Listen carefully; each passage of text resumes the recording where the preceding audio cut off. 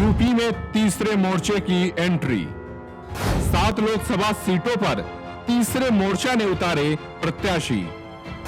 अखिलेश के पीडीए के मुकाबले पल्लवी ओवैसी का पीडीए मोर्चा।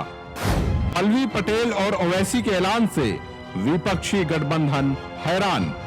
पिछले कुछ दिनों में यूपी में सियासी समीकरण तेजी के साथ बदले हैं। अब यहां अखिलेश के पीडीए फॉर्मूला के सामने पल्लवी और ओवैसी ने पीडीए मोर्चा खड़ा कर दिया है। यूपी में जहां अब तक लड़ाई सत्ताधारी एनडीए और विपक्षी गठबंधन के बीच थी, वहीं अब तीसरे मोर्चे की भी एंट्री हो चुकी है। इस मोर्चे का नेतृत्व अपना दल कामेरावादी की नेता पल्लवी पटेल और एआईएमआईएम प्रमुख असदुद्दीन ओवैसी कर रहे हैं। ये गठबंधन यूपी की राजनीति में कितना सफल होता है, ये तो चुनाव परिणाम ही बताएंगे।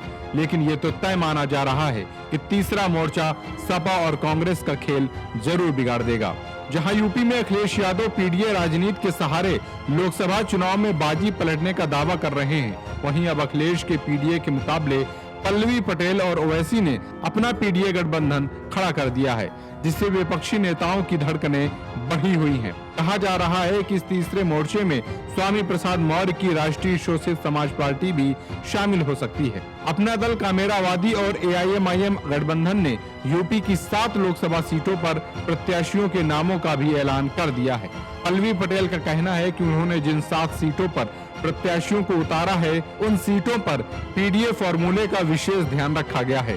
जारी 7 प्रत्याशियों की सूची में एक मुस्लिम प्रत्याशी है, वहीं बाकी 6 प्रत्याशी हिंदू हैं। ये सभी प्रत्याशी कुर्मी बाहुल्य सीटों पर उतारे गए हैं।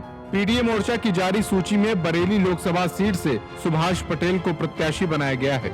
वहीं हाथरस लोकसभा सीट से जगवीर सिंह धनगर, फिरोजाबाद से प्रेमदत्त बघेल, भदोही से प्रेमचंद बिंद, रायबरेली से मुस्लिम प्रत्याशी हाफिज मोहम्मद मोबीन, फतेहपुर सीट से रामकिशन पाल और चंदौली लोकसभा क्षेत्र से जवाहर बिंद को प्रत्याशी बनाया गया है। नाम की घोषणा के बाद इन सभी उम्मीदवारों ने चुनावी मैदान में ताल ठोक दी है, जिससे विपक्षी गठबंधन के उम्मीदवारों का खेल बिगड़ता हुआ दिख रहा है।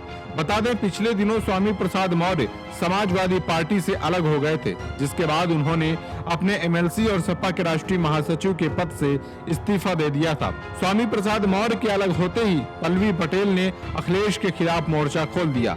राज्यसभा चुनाव के दौरान उन्होंने सपा के प्रत्याशियों का विरोध किया था और कहा था कि अखिलेश यादव सिर्फ पीडीए की बात करते हैं, लेकिन जब बात हिस्सेदारी देने की आती है तो पीछे हट जाते हैं।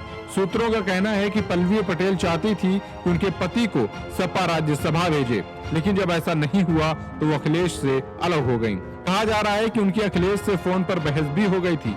इसी बीच एक प्रेस वार्ता के दौरान सपा प्रमुख अखिलेश यादव ने ये स्पष्ट कर दिया था कि पल्लवी पटेल की अपना दल कामेरावादी पार्टी का सपा के साथ गठबंधन सिर्फ 2022 के विधानसभा चुनाव तक ही था।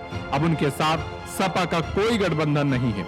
अखिलेश के इस बयान के बाद पल्लवी पटेल ने हैदराबाद जाकर एआईएमआईएम प्रमुख असदुद्दीन ओवैसी से मुलाकात की थी और दोनों दलों ने पीडीए मोर्चा बनाकर यूपी में लोकसभा चुनाव लड़ने की घोषणा कर दी है। हालांकि तीसरे मोर्चा ने अभी यूपी की 7 लोकसभा सीटों पर प्रत्याशी उतारे हैं, लेकिन माना जा रहा है कि अभी कई अन्य सीटों पर भी प्रत्याशियों के नामों की घोषणा की जा सकती है, जिससे विपक्षी गठबंधन के प्रत्याशियों की धड़कनें बढ़ी हुई हैं।